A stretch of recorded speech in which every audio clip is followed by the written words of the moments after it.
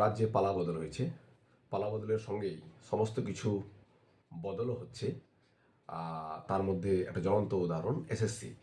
SSC যে OMR publications, অর্থাৎ এগুলো 2016 ক্ষেত্রে বলছি, 2016 যে ওএমআর পাবলিকেশনস, যেই পাবলিকেশন নিয়ে অনেক টালবাহানা, অনেক high court supreme court high court supreme court হচ্ছিল, তার সুরাহা ফাইনালি হতে চলছে যতদূর মনে হচ্ছে। মানে এই যে জট, সেই জটটা কাটতে চলেছে আগামী দিন, তারই একটা ইন্ডিকেশন পাওয়া যাচ্ছে।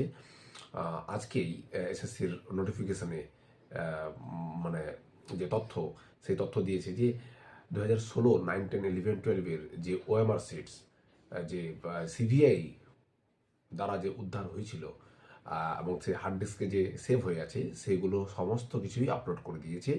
যে যার মতো করে তার রোল নাম্বার ফিট করে সেই ওয়েমার সিটটা ডাউনলোড করা যেতে পারে।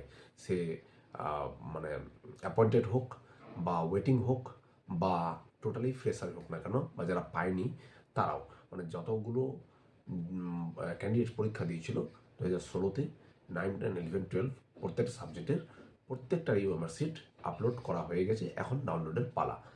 তো সেই একটা ভালো ইঙ্গিত, এটা একটা মানে জট খোলার একটা সম্ভাবনা তৈরি হয়েছে। যদিও এসএসসির 2016-র যে ম্যাটার, সেই ম্যাটারটাতে প্রচুর রকমের আশঙ্কা সম্ভাবনা তৈরি হচ্ছিল।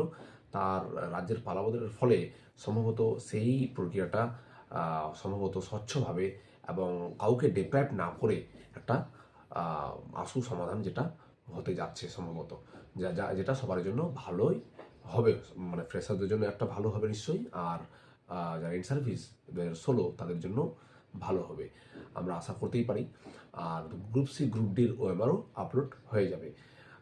যেই ম্যাটারটা, মানে শিক্ষা জগতের ক্ষেত্রে যে ম্যাটারটা সবচেয়ে বড় একটা ইস্যু ছিল এবারের ভোটে, সেই ম্যাটারটা যদি নতুন সরকার এসে যদি হাত দিয়ে স্বচ্ছভাবে, সুনির্দিষ্টভাবে সমস্ত কিছু অ্যাড্রেস করে, যাতে সেটা যদি করতে পারে ফিক্সড, তাহলে কিন্তু সবারই মঙ্গল।